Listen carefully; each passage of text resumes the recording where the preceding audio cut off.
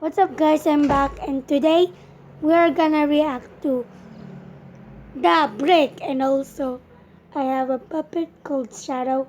Say hi, Shadow. Hi. Let's watch.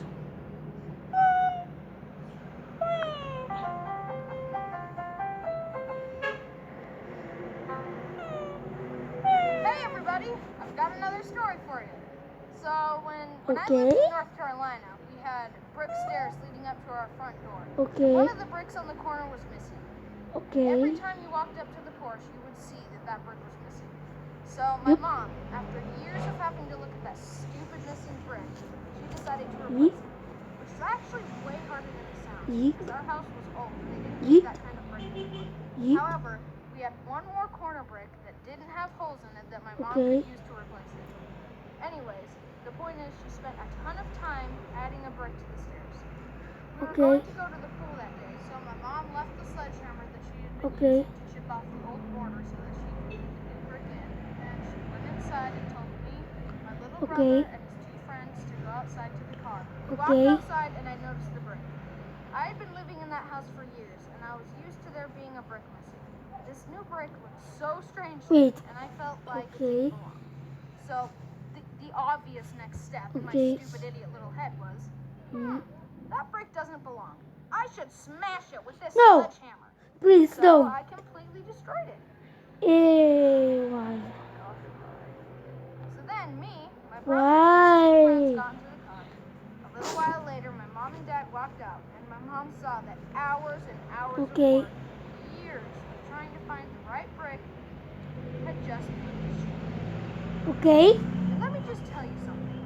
Everyone has a scary night. Most people say it's usually the dad, but oh no.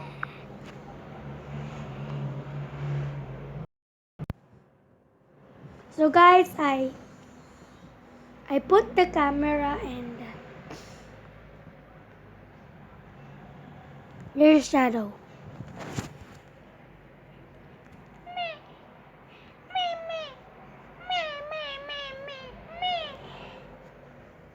Definitely not. My mom is horrified when she's mad. My dad's not nearly as scary. So my mom was so mad, and she obviously knew that it was one of us four. She marched up to the car, sledgehammer in hand, whipped the car door open, and screamed, "Who smashed that brick?" And boom! Instant betrayal. All three of them turned and pointed to me. I remember thinking, this is the end. My mom, with fire in her eyes, screamed, "What were you thinking?" The only thing I could manage to say was,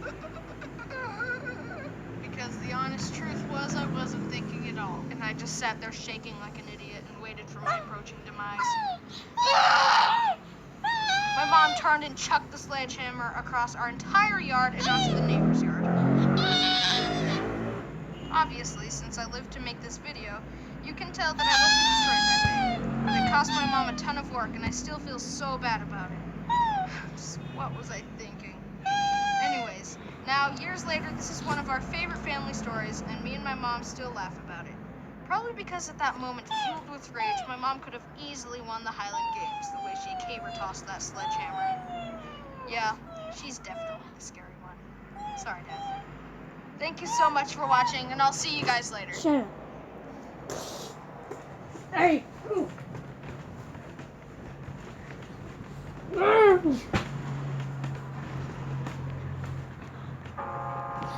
Mahirap na siya sa pag-akyat. Madali na siyang hina. Sa panahon ngayon, marami ang nakakaramdam ng loss of strength, which can lead to weaker limbs. Guys, I'm sorry about that. Carry on. This video is brought to you by CuriosityStream and my new streaming service, Nebula.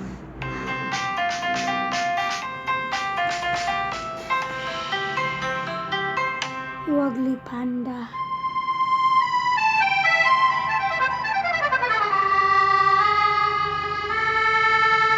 Why is there cats and dogs? Dogs and cats?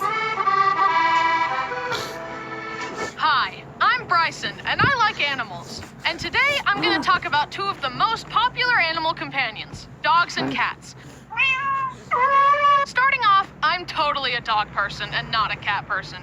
I think it's a spiritual thing though, because 99% of the time when I see a random dog, I'm able to successfully call the dog over and pet it and we become best friends. Conversely, I have never successfully befriended a cat. I want to be their friends, and I try every time, but our energy is just so different that the cat just walks away when I try and befriend it. Here, kitty, kitty, kitty, kitty. Psst, psst, psst, psst, psst. Come here, let me pet you. Okay. And on one of the only times I was able to pet a cat, I made the mistake of petting its belly and... However, when I wrote this script, I went to hang out with some friends and I encountered not one, not two, but 3 cats. And incredibly, I was able to befriend and pet all of them. Seriously, in my 19 years of life, I've had a cat let me pet it like once. And then after I write it down, I get 3 in one day. What are the odds? I guess the cat gods heard my plea. Seriously, it was like a switch was flicked. So if you struggle with befriending cats, write it down and then they'll love you. That's what I did. Anyways, since that experience, I like to go around the neighborhood on an electric longboard at night and search for random cats to pet. It's been very fun. Although my neighbors did catch me sitting in their driveway petting their cat in the middle of the night once, so they think I'm kind of creepy. But anyway, let's move on to dogs. I love dogs, always have. However, I do prefer bigger dogs over smaller ones because in my experience, 90% of the aggressive dogs I meet are small. Big dogs are usually just teddy bears, while the small ones think they are more powerful than they actually are. I think it's just something we're born with. Some people have a cat aura, and some people have a dog aura. Why a My dog? dog energy is infinite. I love dogs, and I want to pet all of them. Infinite? No, he's like... I've had dogs all throughout that growing up. big fat We had Pixel, dog? Duke, and now we got Dixie. Pixel was a really good dog. When we were all really young, my brother Braden took a Sharpie and drew all over Pixel. She didn't mind though. She was a chill girl. Okay. Mom wasn't too happy about it though. Okay. Rest in peace, Pixel. Then we got Duke. I won't go. go into details, but we rescued Duke from some really bad people, and he had some trauma and didn't like other dogs. However, he did like our other dog, Dixie. Duke was a really good boy. Nice. He had heterochromia, meaning one of his eyes was blue and the other was brown. Oh. He didn't realize how big he was either, and would try and snuggle up and lay on our laps like a chihuahua. Even though it would compress my lungs, I would still let him lay on me because he was so cute. What the? He was also very good at eating flies. A good boy for the ages. Rest in peace, buddy. And our current family dog is Dixie. She is so sweet, snuggly, and cute. She has very expressive ears, and she loves it when you pet her butt.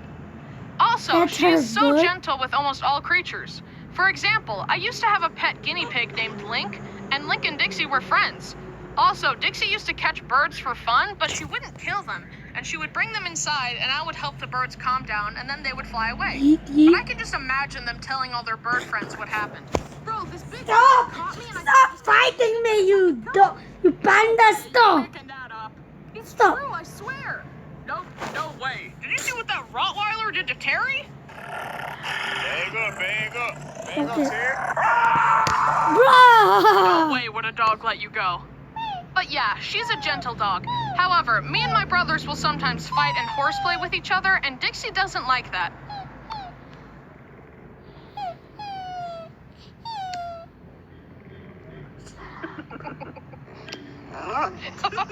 She will try and defend whoever's being attacked, Yeet. but she often misjudges who the victim is and will nip at the wrong person.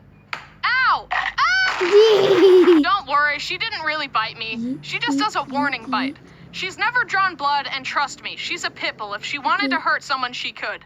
But most pit bulls are actually the sweetest creatures on the planet, and they don't deserve the bad reputation. Because in almost all cases of pit bulls being violent, the bad owners are to blame. There are no bad dogs, only bad owners. I've actually had one pet cat when I was young.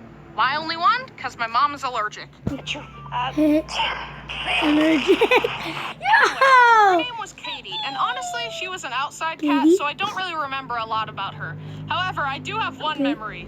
I was 2 years old and my family was building a treehouse. Okay. I was sitting up there while they all worked on the treehouse when Katie crossed my path. I remembered hearing that cats always land on their feet, so I decided to test it. Okay. We actually have video of it. The video didn't catch the fall, but you see the before and after and the reaction from my grandparents. Here it is. You're kind of high. Hi, Bryson. Okay. Bryson, try to put your head Well, through here. today is Thanksgiving 2003. Oh my God! My word. Did he push the cat down? Yeah. Can we push you? Bryson. I'm sorry. I was only 2 years old. I hadn't discovered empathy yet. It wasn't a Ow. malicious attack. What went on in my head was cats land on feet, see cat, push cat to test theory. She was fine. Okay. She never forgave me though. But the issue with dogs and cats is that you Okay. get them, you fall in love with them, and then they die and it breaks your heart. And so I decided to get a pet that's a little more long term. Meet Scooter and Egg, my 2 pet tortoises. These guys can live longer than 50 years, so they might outlive me. They are very personable and cute. The best pet rocks a guy could ask for. The best pet rock. Dixie is also friends with the tortoises. However, she doesn't respect them very much because I feed the tortoises carrots, and for some reason, Dixie really likes to eat carrots too. I don't know why. Anyway, I turned my back for 1 second and Dixie stole the carrots from Egg. What She the wasn't too flip? happy about that. Although, since I feed them carrots, Egg now thinks that my fingers are carrots. I often take the tortoises outside so they can get some sun, and I give them baths to keep them clean and hydrated, and I love them. I'm the best dad ever. Although Egg ran away one time and was missing for 2 months. The way it happened was crazy. I was sitting in the front yard Stop watching a show punching while the me. tortoises were chilling. Scooter was in sight at all times, but Egg was taking a nap under a rock out of sight, and I would check on her every 5 minutes. This went Every on for 5 an hour, minutes? and she hadn't moved at all. Bruh. But the next time I checked, she was gone. I searched everywhere, but there was no sign of her. Then I remembered that our doorbell had a camera on it, so I scoured the footage between the last time I saw her sleeping and when she was lost, and there was Are you only a dead? 5-minute window.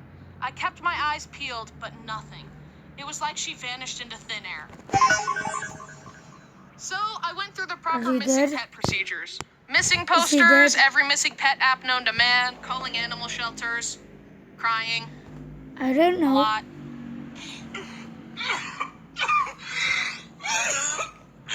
And 2 months later, my neighbors found her under a rock. Egg was unfazed. She could have kept going. Did you know that tortoises can go 3 years without food? Yeah! But now that she's home, she gets all the food she wants. You. I reunited her with Scooter, and Scooter did not care. But I cared. I'm so glad we found her. It's a miracle. I've told you guys that I'm stupid before, but this confirms it if you had any doubt. Yes, I somehow managed to lose one of the slowest creatures on the earth. Smooth brain. Dumb. They basically are my own little pet dinosaurs. Just size them up a bit, and boom, they fit right in with Jurassic Park. Okay. Anyway, I now love both cats and dogs, but I think my relationship with dogs is healthier because they return the love. Cats aren't so generous. I'll still let them bite and scratch me so I can try and pet them though, because I'm that desperate for affection. To end this video off, I'd like everyone to listen to this PSA. If a dog rolls over and shows their belly to you, that means you should definitely give them belly rubs. But if a cat rolls over and shows their belly, do not under any circumstances pet it. That is a trap. The cat is just trying to kill you. I speak from experience. Oh, the sting of betrayal. And also the sting of claws and teeth. The moral of the story is, love is given, trust is earned. And I trust dogs more. The end. Hey you like dogs? Of course you do. I mean, you saw the video. I don't like dogs.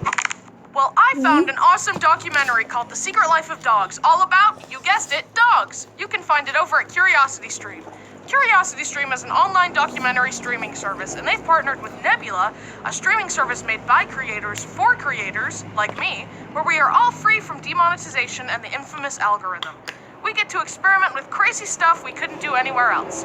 Plus, you get all our videos on Nebula ad-free, before you see them on YouTube. One such experiment I must recommend is my friend Tirsu's Nebula original about some insects fighting each other Super Smash Bros. Style. By using the link below, you can get Nebula free along with CuriosityStream, so you get access to thousands of amazing high-budget documentaries and Nebula, where you get to support your favorite creators, including me.